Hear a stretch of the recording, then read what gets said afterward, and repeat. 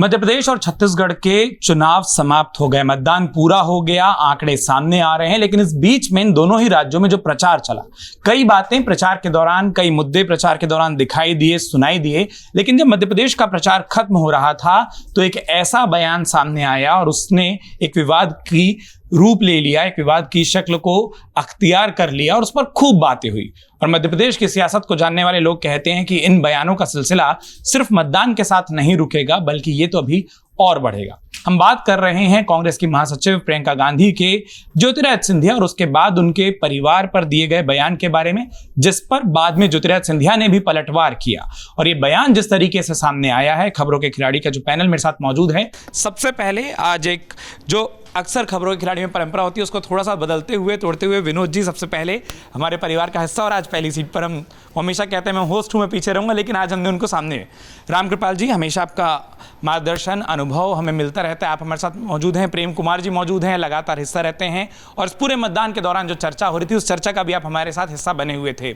हर्षवर्धन त्रिपाठी जी मौजूद हैं, एक अंतराल के बाद फिर आप खबरों के खिलाड़ी का हिस्सा बने हैं। समीर जी लगातार कई सारी बातें जब मध्य प्रदेश और राजस्थान में चुनाव हो रहे थे तब हमारे साथ जुड़े हुए थे।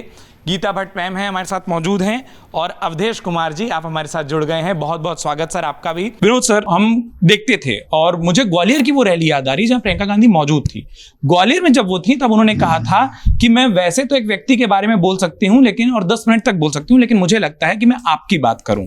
एक रणनीति ये थी। लेकिन जब चुनाव प्रचार खत्म हो रहा था, वो दतिया में थी, बेल्ट वही आती है, और तब जो उन्होंने कहा, शब्दशः आपको भी पता है, सबने सुना है, क्या उस बयान की आवश्यकता थी? क्या उसके पीछे कोई रणनीति थी? और उसके बाद वो सिर्फ ज्योतिरादित्य सिंधिया पर कमेंट ना होकर उस पूरे परिवार पर कमेंट हो जाना, उस पूरे खानदान पर कमेंट हो जाना, आप इसको सबसे पहले किस तरीके से देख रहे हैं? देखिए, प्रियंका गांधी जानती है कि इस तरह के बयानों का लोगों में क्या असर होता है। जब वो पहली बार ग्वालियर गई थी उसमें उन्होंने कोई अटैक इसलिए नहीं किया था, तब चुनाव बहुत दूर था। ये उन्होंने आखिरी दौर में इसलिए किया, और कहाँ किया? दतिया में। दतिया कहाँ है? ग्वालियर चंबल क्षेत्र की प्रमुख सीट, और नरोत्तम मिश्रा वहां चुनाव लड़ रहे हैं। मैं भी इसको और जोड़ूंगा प्रियंका गांधी के बयान से। और उन्होंने कहा कि छुरा जो घोंपा गया है, जो ये विश्वासघात किया गया है, ये आपके साथ किया गया, ग्वालियर चंबल क्षेत्र जनता, यानी पूरा राजनीतिक बयान था और एक रणनीति के तहत था। और उसका असर ये हुआ कि कल 3 बजे के आसपास नरोत्तम मिश्रा बयान देते हैं कि अगर भाजपा के अलावा दूसरे लोगों को वोट दिया, दूसरी पार्टी को, तो पाकिस्तान में पटाखे छूटेंगे। यानी नरोत्तम मिश्रा की जमीन हिली हुई है। इससे साफ संकेत जाता है, वरना दोपहर को मतदान के दौरान ये बयान देने की क्या जरूरत थी? आपको सामने एक ही चाह रहा है कि भैया अब हिंदू एक हो जाओ, सारे पाकिस्तान के खिलाफ हमें वोट दे दो। पाकिस्तान, यही बयान बिहार में 2015 में दिया था अमित शाह जी ने कि पाकिस्तान में दिवाली मनाई जाएगी अगर यहाँ महागठबंधन जीत गया। लेकिन लोगों ने पाकिस्तान में दिवाली मनवा दी, तो क्या करोगे? बिहार की जनता को फांसी चढ़ा दी क्या? दे दिया लोगों ने महागठबंधन को। तो इसलिए इस तरह के बयान नेता, तो मुझे लगता है कि प्रियंका गांधी का बयान, मैं वैसे व्यक्तिगत हमले के बयानों के खिलाफ हूं, लेकिन ये ट्रेंड बन गया है। अब कहीं मूर्खों का सरदार कह दिया गया, कहीं प्रियंका गांधी ने ये कर दिया। अच्छा, ज्योतिरादित्य सिंधिया भी पहले नेहरू परिवार को निशाना साध चुके हैं। अब उनके बीच में तल्खी इतनी बढ़ गई है। उसमें एक संदेश और देना था उस बयान के पीछे, कि जो चर्चा कांग्रेस में रहती है कि चूंकि सिंधिया जी के संबंध सोनिया गांधी और परिवार से इतने करीबी है, पता नहीं कब कांग्रेस में आ जाए तो कार्यकर्ता जो आज लाठी लिए घूम रहा है वो उसकी स्टेसी हो जाए। तो ये भी प्रियंका गांधी ने साफ कर दिया कि अब उनकी वापसी की संभावना नहीं है। इसलिए भी बयान उन्होंने दिया ताकि कांग्रेस के कार्यकर्ता में जोश आ जाए और वो चुनाव में पूरी ताकत से लगे। तो ये पूरा रणनीति के तहत पूरा बयान दिया गया है उन्होंने। और एक बात करके मैं कंक्लूड करूंगा, अगर उसमें एक भावनात्मक मुद्दा भी देखें कि अपना जब कोई चोट देता है तो ज्यादा गहरी होती है। ज्योतिरादित्य सिंधिया के पिताजी माधवराव सिंधिया, सोनिया गांधी, राजीव जी, ये सब एक साथ कैम्ब्रिज में, लंदन में पढ़े थे और बड़ी दोस्ती थी इनकी पूरा। और सोनिया जी के ने ज्योतिरादित्य सिंधिया को अपने बेटे की तरह दर्जा देके कांग्रेस में वो सब कुछ दिया जो उनको मिलना चाहिए था माधवराव जी की मृत्यु के बाद। यहाँ तक कि 10 साल मंत्री बनाया केंद्र में, पार्टी में दिया, कार्य समिति में जगह दी, पार्टी में पदाधिकारी बनाया, उप नेता बनाया, लोकसभा में सब दिया। लेकिन बाद में सिंधिया जी अपने राजनीतिक कारणों से उधर चले गए, सरकार गिरा करके। तो वो चोट, अगर बहुत लोग गए हैं, ऐसा नहीं खाली ज्योतिरादित्य सिंधिया ही गए, लेकिन जो चोट अपने की लगती है ना, उसका दर्द ज्यादा होता है। शायद प्रियंका गांधी के बयान के पीछे ये भी एक कारण रहा होगा। तो ये तीनों, क्योंकि ताना किसको मिलता था? अरे भाई, राहुल गांधी के बड़े दोस्त चले गए, प्रियंका जी के बड़े मिलने वाले थे, उनको महासचिव बना के आधा उत्तर प्रदेश दिया गया था वो 2019 के चुनाव में। तो ताना भी तो इसी परिवार को मिलता था ना कांग्रेस के अंदर ही, कि इन्हीं के तो थे, हाँ। इन्हीं के पाले पोषण थे, तो आप चले गए। तो कहीं ना कहीं ये दर्द भी फूटना था। लेकिन फिर भी मैं मानता हूं कि प्रियंका जी को कम से कम वो कद वाला बयान नहीं देना चाहिए था। वो किसी व्यक्ति पर उस तरह का बयान दे, आप उनकी राजनीति पर हमला करिए, उनके उस पर बोलिए, लेकिन जो कद वाला बयान था मैं उसको इंडोर्स नहीं करता हूं, क्योंकि ये तो प्रकृति की, कौन कोई कद में छोटा है, कोई बड़ा है, कोई लंबा है, कोई ये है, वो कोई मोटा है, कोई पतला है, मुझे लगता है वो बयान नहीं देना चाहिए। हालांकि बाद में उन्होंने उसका कहा कि मैंने तो ऐसा नहीं किया, उन्होंने उसका वो भी किया है, बल्कि इसकी बजाय वो ये कह देती कि भाई उनका राजनीतिक कद जो कांग्रेस में था वो बीजेपी में नहीं है, तो ज्यादा बेहतर होता। लेकिन उनका बयान मतलब उससे थोड़ा अपने वाला लगता है। हर्ष जी, यही सवाल मैं आप पर भी लेकर आना चाहता हूँ, और उसमें जो एक बात विनोद जी ने भी कही कि ये वो बेल्ट है जहां पर ये भी कहते हैं कि ज्योतिरादित्य सिंधिया का खूब प्रभाव है। इस बयान से जो विनोद जी ने कहा कि उसके पीछे एक रणनीति थी, कार्यकर्ताओं के लिए भी संदेश था, लोगों के लिए भी संदेश था, ये जमीन पर उसी तरीके से गया या उल्टा भी पड़ सकता है? और दूसरा, क्या ये मतदान के साथ ये जो वाद विवाद है, क्योंकि अब ये व्यक्तिगत हुआ, उसमें वो कद की बात जिसका जिक्र विनोद जी ने किया, फिर ज्योतिरादित्य सिंधिया की तरफ से जो पलटवार आया, ये यहीं रुकेगा या आगे भी बढ़ेगा? देखिए, सबसे पहले तो ये कि कभी भी आज तक चुनाव में किसी पर निजी टिप्पणी अगर की गई है और हल्की टिप्पणी की गई है, घटिया टिप्पणी की गई है, तो जिसके ऊपर टिप्पणी की जाती है उसी को लाभ मिलता है। आज तक कभी भी चुनाव में ऐसा नहीं हुआ कि किसी के ऊपर आप हल्की घटिया टिप्पणी करें। तो प्रियंका गांधी ने ये घटिया टिप्पणी की है, हल्की टिप्पणी की है, इसकी अपेक्षा नहीं थी। लेकिन राजनीति में शायद आजकल ये सब कुछ आम हो गया है, चलन में है। और कमाल की बात यह कि जिस अंदाज में कहा, और मैं तो ये चाहूंगा कि इसके बीच में आपको वो सब भी कभी कभी लगा देना चाहिए इस चर्चा के बीच में, क्योंकि जिस अंदाज में वो कह रही हैं कि वो अहंकार उनका बहुत बड़ा है, कद में जरा छोटे पड़ गए, इससे गंदी टिप्पणी। और मैं कह रहा हूं कि अगर ये किसी महिला पर ऐसी कोई टिप्पणी कर दे तो शायद उसके खिलाफ हर कोई गालियां दे रहा होगा, जाने क्या क्या कह रहा होगा। लेकिन यहां पर ज्योतिरादित्य सिंधिया पर उन्होंने टिप्पणी कर दी और एक बड़ा वर्ग चुप्पी साध लिया, कुछ बोला ही नहीं। मुझे लगता है कि जनता, वहां की जो जनता है, वो इसको पसंद नहीं करेगी। दतिया में नरोत्तम मिश्रा पिछली बार ही 2-2.5 से जीते हैं, उनकी हालत तो वैसे ही खराब है, वो कोई प्रियंका क्या खराब कर देगी, वैसे ही खराब है उनकी हालत। 2-2.5 से वो जीते थे, और नरोत्तम मिश्रा का जो व्यवहार है लोगों के प्रति, और वो भी थोड़ा अहंकार, मैं निजी तौर पर तो नहीं जानता हूं, लेकिन अहंकार वाला मसला उनके भी आड़े आ रहा है। तो वो अगर हारेंगे तो अपने कर्मों से हारेंगे, उसमें प्रियंका जी की कोई भूमिका नहीं होने वाली। ग्वालियर चंबल में पहली बार राजमहल का कोई व्यक्ति इतनी मेहनत करता दिखा है। मैं आज से 25-30 दिन पहले तक कह रहा था कि ज्योतिरादित्य सिंधिया एक तरह से कमजोर कड़ी भारतीय जनता पार्टी की साबित हो, लेकिन 2 चीजें ध्यान में रखनी चाहिए। पहली बात तो कि वो निकलकर गांव-गांव में जिस तरह से गए, क्योंकि उनको भी अपनी प्रतिष्ठा लग रही है, उनको पता है कि इसी से तय होना है। और मुझे जो जानकारी है कि बहुत प्रयास था कि उनको शिवपुरी से लड़ाया जाए, हालांकि मैंने पहले ही कहा था कि वो चुनाव नहीं लड़ेंगे। उन्होंने कहा कि मैं चुनाव नहीं लड़ूंगा, लेकिन जिसके लिए आप चुनाव लड़ाना चाहते हैं वो काम मैं करके दिखाऊंगा। ये वादा उन्होंने नरेंद्र मोदी, अमित शाह को दिया, और इसीलिए वो चुनाव नहीं लड़े। चुनाव न लड़कर वो गांव-गांव मेहनत करते हैं, और लोग कह रहे हैं कि उसका परिणाम आपको देखने को मिलेगा। दूसरा इसका पक्ष क्या है, जिन लोगों को 21-22 लोगों को लेकर आए थे, उनमें से ज्यादातर जीत कर फिर से पहुंचे उपचुनाव में। तो ऐसा नहीं है कि कांग्रेस वहां नहीं थी, कांग्रेस से भारतीय जनता पार्टी के टिकट पर भी सिंधिया परिवार का दबदबा बना रहा, उनके लोग चुनाव जीते।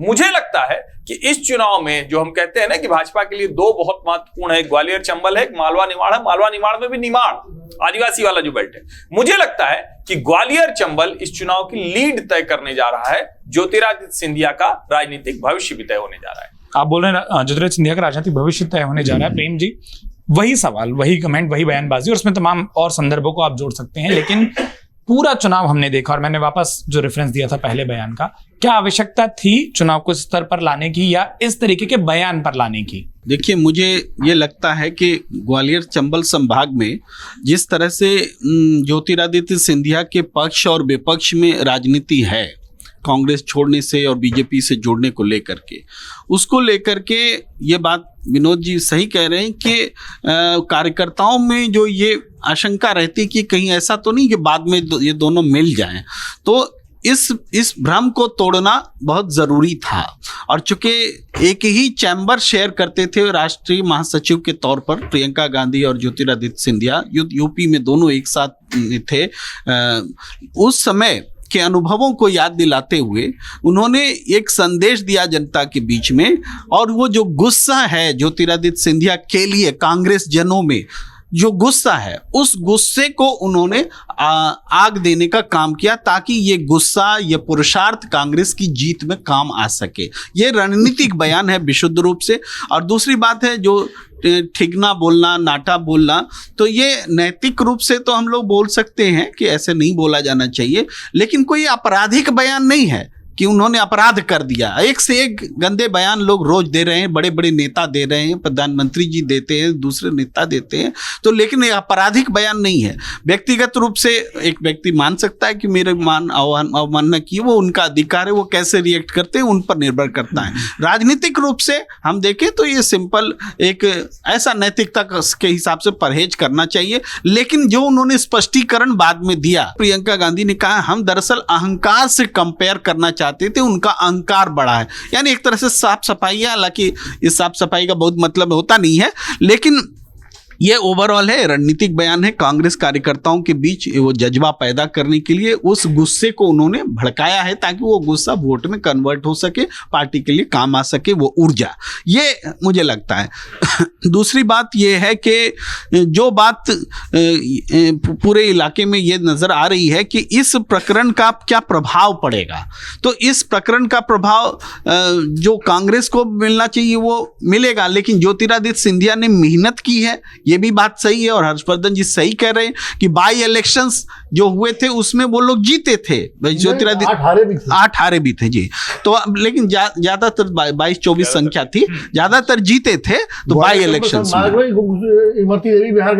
हाँ बिल्कुल वो उल्लेखनीय है, मगर फिर भी ओवरऑल संख्या ज्यादा थी, ये हम कह रहे हैं, जीते थे। तो लेकिन उसके मायने क्या थे, उस बाई इलेक्शंस में होता है कि सरकार तो बदल गई, अब जो व्यक्ति को हम वोट दे रहे हैं वो मंत्री बनेगा, वो आकांक्षा और प्रायोरिटी मतदाताओं की अलग होती है। लेकिन जब ये सरकार बदलने का सवाल आता है तो कर्नाटक वाला जो इमोशंस है कि इसने एक चुनी हुई सरकार को, हमारे जनादेश को पलटने का काम किया था, ये लोग ट्रेटर हैं, ये लोग गद्दार हैं, ये भावना दिखती है। और चुनाव नतीजे बताएंगे कि इसको गद्दार के ही रूप में लोग लेंगे और उनको चुनाव में हराएंगे, ऐसा मुझे लगता है, मेरा आकलन है जी। आपने जो शब्द कहा, इस शब्द का भी प्रयोग हुआ है अवधेश जी, और उसके बाद ज्योतिरादित्य सिंधिया ने एक बड़ा जवाब दिया। उन्होंने कहा कि आप मेरे पिता की सेवाओं को भूल जाते हैं क्या? अगर आप खानदान का और सिंधिया परिवार का जब नाम लेते हैं, सिर्फ मेरा नाम नहीं लेते हैं। जो बात हर्ष जी से पूछी थी, फिर वो संदर्भ दूसरी जगह चला गया। क्या ये जो लड़ाई है, क्योंकि अब इसमें परिवारों की बात सामने आ गई है, दोनों तरफ से जो आरोप प्रत्यारोप लगे, फिर शिवराज सिंह चौहान, सुप्रिया श्रीनेत, बहुत लोग कूदे, आपको लगता है? और क्योंकि ज्योतिरादित्य सिंधिया केंद्र की राजनीति करते ज्यादा दिखाई देने वाले हैं, मध्य प्रदेश की चुनाव नहीं लड़े हैं, क्या ये लड़ाई अब आगे भी जारी रहेगी, और खासतौर पर इस कद की? हम लोग जब डिबेट करते हैं तो एक मानक बनाते हैं कि एक दूसरे पर व्यक्तिगत टिप्पणियां हमले नहीं हो, मतलब निंदा। आप सोचिए, एक डिबेट में अगर व्यक्तिगत टिप्पणी होती है तो मैं कहता हूं कि ये गंदे नाले नहीं टिप्पणी, वो सकारात्मक टिप्पणी हो सकती है, व्यंग हो सकता है, वो हो सकता है, लेकिन किसी को मैं गद्दार कह दूं, नीच कह दूं, तो वो क्या है कि इसी को हम लोग कहते हैं कि ये विमर्श में गंदे नाले के कीड़े की तरह बुलबुलाने का उसको आचरण कहते हैं, ये शब्दों का ये प्रयोग में। तो मेरे लिए तो यही शब्द है कि इस प्रकार के शब्दों का प्रयोग मनुष्य की बजाय ये गंदे नाले कोई भी करता हो, जैसे कीड़े आपस में बुलबुला के एक दूसरे से ना छटपटाते रहते हैं, वो उस प्रकार की ये भाषा है जिसका प्रयोग सभ्य समाज में नहीं किया जाना चाहिए। एक जब उसने प्रियंका गांधी ने भाषण दिया था तो सोनिया जी का एक बयान आया था कि वो सोनिया जी ने कहा है कि इस प्रकार से मत बोला करो, और उन नेहरू ने बाद में अपने इंटरव्यू में भी कहा, एक टीवी पर उनका इंटरव्यू था, मुझे वो पूरा प्रकरण याद है कि मुझे उस पर लिखना बोलना पड़ा था और डेली मुझे एक टिप्पणी लिखनी पड़ती थी, और उसका असर हुआ था। हालांकि 1999 में भाजपा के अंदर विद्रोह भी था, भाजपा केवल 25 सीटें लोकसभा की जीत पाई थी, कल्याण सिंह के अलग होने के कारण एक बड़ी लड़ाई थी, देश में उसको 182 सीटें आ गई थी, वो एक असर हुआ था। लेकिन उस समय में और आज में बहुत अंतर आ गया है सोनी। वो पहला भाषण था प्रियंका गांधी का, मेरे सार्वजनिक पहला भाषण था, वो पहली बार वो बोली थी। आप बताइए, किसी से भी इतने दिनों तक साथ रहे, उसके खानदान को आप गद्दार कहते हैं, उसको कहते हैं कि उनके अंदर अहंकार है। कार्यकर्ता हमारे आके कहते थे कि उनके पास जाता हूं तो महाराज महाराज कहना पड़ता है, अगर महाराज न कहूं तो हमारा काम नहीं होता है। इसके अलावा यह क्या कह सकते थे? राजनीति में कोई मां बहन की गाली तो होती नहीं है। उसमें जब उन्होंने जो उत्तर दे दिया है, अब सिंधिया का तो ये साबित करना जरा कठिन है ना कि वो गद्दार थे, उनका खानदान गद्दार था, महाराज जो नहीं कहता है उनका काम नहीं होता है। लेकिन 1962 में चीन को आपके जमीन दी, उसको तो साबित नहीं करना है ना। आपातकाल लगाया, उसको तो साबित नहीं करना है ना। बहुत चीजें जो उससे जो सिंधिया ने कहा है उसको साबित करने की जरूरत नहीं है, दूसरी ओर आपको साबित करने की जरूरत पड़ रही है।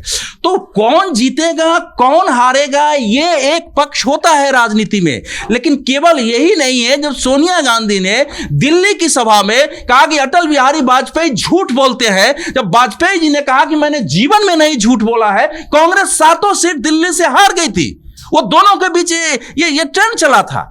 बहुत सारी ऐसी कहानियां आती हैं। प्रियंका वाड्रा की राजनीति की एक शुरुआत है। अगर इस प्रकार की भाषा करते हैं तो देश में क्या मैसेज जाएगा। प्रियंका गांधी क्षेत्रीय नेता नहीं है। प्रियंका वाड्रा कांग्रेस में अगर देखा जाए तो सोनिया गांधी, राहुल गांधी के बाद शायद तीसरी ऐसी नेता है जिसको कांग्रेस जो है सर्वमान्य अपना नेतृत्व मान सकती है। इस प्रकार की भाषा से आप कार्यकर्ताओं में, और उनकी एक प्रवक्ता ने क्या कहा है कि सिंधिया के गद्दारी का इससे अच्छा जवाब कुछ हो ही नहीं सकता है।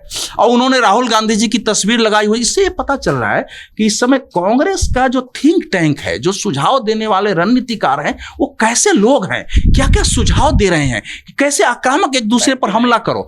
तो एक पूरा वातावरण जो है कांग्रेस के अंदर का इस ढंग से निगेटिव फ्रेम का बन गया है। उसमें वो बयान है, इस बयान की आप निंदा कर दीजिए, आलोचना कर दीजिए, ये सब छोटे पड़ेंगे। चुनाव में इसका क्या प्रभाव होगा इस पर मैं अभी बोलने की आवश्यकता नहीं समझता हूं। चुनाव में कई बार कई कारणों से जीत हार होती है, किसी की भी जीत हार हो। ये ऐसी शुरुआत हुई है जिसके तय हो गया कि अब सिंधिया खानदान में आने वाली भी पीढ़ी को सोचना पड़ेगा कि क्या हम कांग्रेस में वापस जा सकते हैं। वो उन्होंने एक रास्ता भी बंद कर दिया। लोकसभा चुनाव में हो सकता है इसके आगे जाकर के कुछ बातें हों। वही पूछना चाह रहा था जो आपने कह दिया कि आगे भी। मैं जो आपसे पूछना चाहता, अब तक हम कई सारे मुद्दों पर चर्चा कर चुके हैं। मध्य प्रदेश के चुनाव को आपने भी बड़ा करीब से देखा। ग्वालियर चंबल संभाग में अपने मुद्दे, बसपा कैसा लड़ेगी, तमाम फैक्टर थे। क्या इस बयान ने इस पूरे चुनाव को अंतिम दिन, मतदान के दिन तक, क्या सिंधिया परिवार या सिंधिया परिवार से जुड़े लोगों पर प्रभावित करने, सेंट्रिक करने का भी काम किया, पक्ष विपक्ष को उधर भी वोट जाए? नहीं, मुझे नहीं लगता कि इसका बहुत बड़ा जनता के ऊपर असर होगा, क्योंकि ज्योतिराज सिंधिया को अगर आप मध्य प्रदेश की राजनीति देखें, वो खास तौर से ग्वालियर चंबल संभाग की राजनीति देखेंगे तो ग्वालियर चंबल संभाग में माधवराव सिंधिया का दबदबा था। 1984 में जब उन्होंने अटल बिहारी वाजपेयी को ग्वालियर से हराया था और 99 तक तो वो ग्वालियर की राजनीति करते रहे। ग्वालियर की राजनीति मतलब ग्वालियर के सांसद रहने के साथ उन्होंने ग्वालियर चंबल संभाग के अंदर पूरा भ्रमण भी माधवराव सिंधिया करते रहे। ज्योतिराज सिंधिया तो 2003 में जब 2001 में शायद माधवराव जी की जब डेथ हुई उसके बाद गुना से सांसद बने। ग्वालियर से कभी चुनाव नहीं लड़े और उन्होंने कभी ग्वालियर चंबल संभाग के अंदर इस तरीके से जनसंपर्क नहीं किया जैसे उनसे उम्मीद की जाती थी ग्वालियर चंबल संभाग को लेकर। आप देखिए 2014 में उन्हें जब कहा गया कांग्रेस की तरफ से, जब वो कांग्रेस में थे कि आप ग्वालियर चंबल संभाग की आपको लोकसभा सीटें देखना है, तो बहुत भारी मन से उन्होंने एक दिन प्रचार किया। ग्वालियर में कांग्रेस के कई ऐसे नेता चंबल संभाग में जो सिंधिया मतलब ज्योतिराज सिंधिया के पूरे एंटी रहे और चुनाव लगातार जीतते रहे। आप लाहौर से देखते थे गोविंद सिंह जो नेता प्रतिपक्ष है वो सिंधिया के एंटी है, दमंगी से चुनाव जीतते हैं। केपी सिंह को आप पिक्चर में देख लो, ज्योतिराज सिंधिया को दरवाजा पर खड़ा नहीं किया कभी उन्होंने अपनी लाइफ के अंदर और दबंगी से चुनाव जीतते रहे। ऐसे बहुत नेता जो अपने व्यक्तिगत कारणों से जीतते रहे जिसमें ज्योतिराज सिंधिया की कोई बड़ी भूमिका नहीं रही। और ग्वालियर चंबल संभाग के अंदर बेसिकली कांग्रेस का एक वोट बैंक रहा है, वो ज्योतिराज सिंधिया रहे ना रहने से बहुत फर्क नहीं पड़ता। सिंधिया परिवार का एक, चूंकि वो राजघराना रहा है, एक ग्वालियर के राजा रहे, तो एक प्रभाव जरूर है। मेरा ऐसा कहना है कि प्रियंका गांधी जो गद्दार की बात कह रही थी, अगर ये उस समय 2020 में जब ये विधायक तोड़कर भारतीय जनता पार्टी में आए थे और जब उन्होंने उपचुनाव लड़ा था, उस समय अगर प्रियंका गांधी वहां आकर प्रचार करती, उस समय भावनात्मक अपील करती या कहती कि गद्दार है, पार्टी से गद्दारी की, इन्हें हराओ, तो मुझे लग रहा है उस समय उसका ज्यादा असर और होता। अब बहुत लंबा समय हो चुका है, अब सिंधिया भी काफी हद तक कांग्रेस के अंदर अपनी भूमिका बना चुके हैं। कांग्रेस के जो आए हुए भारतीय जनता पार्टी में नेता थे, जो भारतीय जनता पार्टी के नेता बनकर चुनाव लड़ रहे, उन्होंने भी भारतीय जनता पार्टी के स्थानीय नेताओं के, संघ के नेताओं के साथ अपना सामंजस्य ठीक ठाक बैठा लिया, मतलब थोड़ा वो बीजेपी के साथ घुल मिल गए। अगर उसी समय प्रियंका गांधी अगर हमला कर देती या कांग्रेस उनके ऊपर आक्रामक तो अख्तियार कर लेती, तो मुझे लग रहा है उस समय सिंधिया को अपने उम्मीदवारों को जिताना बहुत मुश्किल होता। फिर भी आज भी ये स्थिति वहां पर ऐसे कि ग्वालियर चंबल संभाग के अंदर कांग्रेस का एक बड़ा वोट बैंक है। सिंधिया अगर वहां से अगर 36 सीटों में से अगर भारतीय जनता पार्टी ज्यादा सीटें हारती भी है तो इसका ठीकरा सिंधिया के सर पे नहीं फूटेगा, और बहुत ज्यादा सीटें जीतती है तो उसका असर भी सिंधिया पे नहीं पड़ेगा, क्योंकि भारतीय जनता पार्टी सिंधिया के भारतीय जनता पार्टी में आने के पहले ग्वालियर चंबल संभाग में एक मजबूत गढ़ बन चुकी थी। ग्वालियर उन्होंने बना लिया था, बाकी जगह से सांसद भी जीते, विधायक भी जीते, तो सिंधिया के कारण भारतीय जनता पार्टी उन्हें क्रेडिट देने वाली है, न कांग्रेस के उम्मीदवार हारने के लिए उनको श्रेय मिलेगा। तो मुझे लग रहा है कि ग्वालियर चंबल संभाग में सिंधिया, जो खासतौर से ज्योतिराज सिंधिया का वो कद नहीं है अब। वो खुद गुना से चुनाव हार चुके 2019 का, आप देखोगे वो ग्वालियर से चुनाव लड़ने की कोशिश कर रहे हैं। तो उनका वो पार्टी के अंदर असर नहीं है कि वो कहे और ग्वालियर चंबल संभाग में एक तरफा उनके कहने पर वोटिंग हो जाए। मुझे लग रहा है भारतीय जनता पार्टी का संगठन वहाँ बहुत मजबूत है ग्वालियर चंबल संभाग में, जो प्रदर्शन वहाँ करने जा रहा है। ठीक है गीता मैम, विनोद जी ने कुछ और बयानों का जिक्र किया था, वो अब तक नहीं आ पाए। जैसे उन्होंने कहा कि मूर्खों का सरदार भी कह दिया, फिर वो पाकिस्तान का भी जिक्र आ गया। इस तरीके के बयान क्या जमीन पर मतदाताओं के मन में कोई प्रभाव डालते हैं? देखिए, राजनीति में और ऐसी जो रैलियां होती हैं उनमें कई बार जो है आप प्रत्यक्ष रूप से बात नहीं कहते लेकिन अप्रत्यक्ष रूप से बात कहते हैं। लेकिन जब कोई नेता अपनी जनता के साथ उसका एक कनेक्ट होता है तो जो बात कही जाती है वो जनता के बीच में भी समझ में आती है। तो कई ऐसे विषय हैं, क्योंकि जो मूर्खों की सरदार वाली आपने जो बात कही है, तो कई ऐसे विषय हैं जिनमें अगर आप आम जनता में भी जाकर बात अगर आप कहेंगे इसके विषय में, तो हर कोई इस बात से को स्वीकारेगा और मानेगा कि हाँ, कई ऐसे विषय हैं जिन्हें समझ में नहीं आता कि कांग्रेस के नेता जो हैं राहुल गांधी जी, वो ऐसी बात कर कैसे जाते हैं। दूसरी बात, जो प्रियंका वाड्रा जी ने जो बात कही है, देखिए, सामाजिक जीवन में जो लोग राजनीतिक जीवन में, सामाजिक जीवन में लंबा चलना चाहते हैं, उनके लिए जो वो जिस प्रकार की भाषा का उपयोग करते हैं और जो उनका संबोधन एक पब्लिक रैली में रहता है, जनता के बीच में रहता है, वो बहुत महत्वपूर्ण रहता है और उसके ऊपर उन्हें खास काम करना चाहिए। और जैसे बाकी लोगों ने भी टिप्पणी करी, जिस प्रकार से प्रियंका वाड्रा जी ने उनके ऊपर एक तरह से बहुत ही व्यक्तिगत प्रहार या कहें बिलो द बेल्ट जो उन्होंने एक प्रहार किया, इसकी कहीं आवश्यकता थी नहीं। और उसके जो राजनीतिक संदर्भ है उसके विषय पे बाकी जानकार लोगों ने अपनी बात रखी है। लेकिन एक विषय ये भी आता है कि कहीं साथ साथ जिस प्रकार उन्होंने जो कटाक्ष किया, और कहीं ऐसा तो नहीं है क्योंकि अभी राजस्थान में भी चुनाव होना है, ऐसा तो नहीं है कहीं उसको भी वो उस बयान से साधने का प्रयास कर रही थी, क्योंकि वहाँ सचिन पायलट और गहलोत जी के बीच में जिस प्रकार का 36 का आंकड़ा है, और बिल्कुल मतलब ये तो एक ओपन सीक्रेट है कि सबको मालूम है किस प्रकार उन्होंने वहाँ रैली निकाली, और उसका भी मतलब अभी 25 को ही है वहाँ मतदान, तो क्या पता वो उसे भी साधने का प्रयास कर रही हो, जो उनका अपना आकलन रहा। लेकिन बचना चाहिए इस प्रकार की टिप्पणी से। आप व्यंग के रूप में, कटाक्ष के रूप में कोई बात कहेंगे तो उसको ज़्यादा लोग उसको स्वीकारेंगे, लेकिन इस प्रकार इतने प्रत्यक्ष तरीके से और इस तरह की भाषा का उनके परिवार के भी प्रति इस तरह निरादर उनका करते हुए, ये ऐसी भाषा के उपयोग से बचना चाहिए। ऐसी भाषा के प्रयोग से बचना चाहिए। जानबूझकर ये अंतिम कमेंट मैंने आपके लिए छोड़ा था इस पूरी चर्चा का। आप तमाम अभिभावक हैं हम सबके। हाँ, जो भाषा का स्तर है एक ओवरऑल, क्योंकि उस सवाल को ही मैं नहीं फ्रेम करना चाह रहा, एक ओवरऑल जी रामकृपाल जी के चेहरे को देखेंगे उम्र घट रही है। बहुत बढ़िया बात इन्होंने कह दी। देखिए,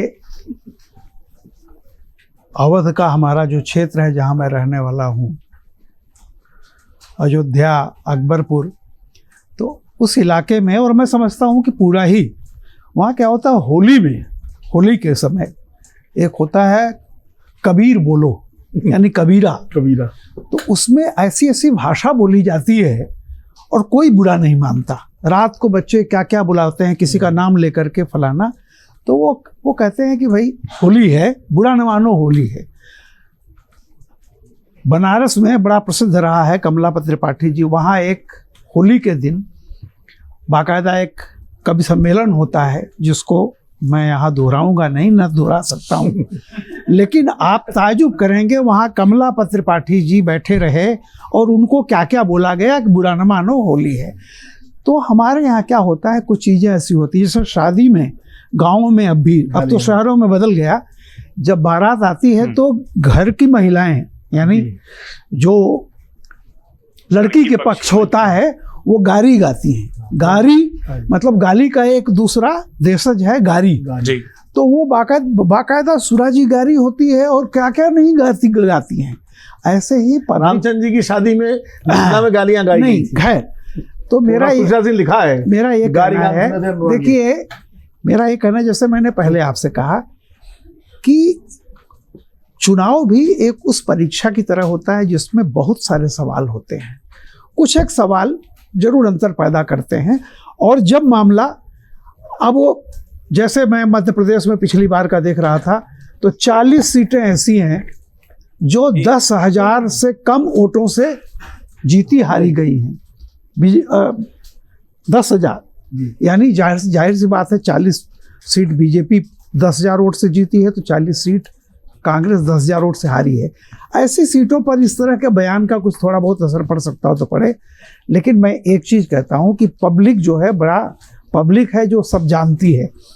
एक शेर है दाग दहलवी का कि हो चुका कत्ताए ताल्लुक तो जफ़ाएं क्यों हैं।